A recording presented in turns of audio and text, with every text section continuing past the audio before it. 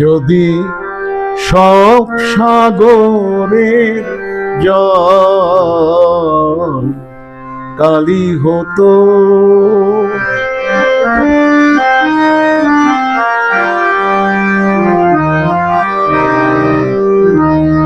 যদি পৃথিবীর সব গাছ লিখনি হতো, আর সারাটি জীবন যদি লিখে যেতাম, তবু তোমার আমার প্রেমের কথা লেখা শেষ হতো না।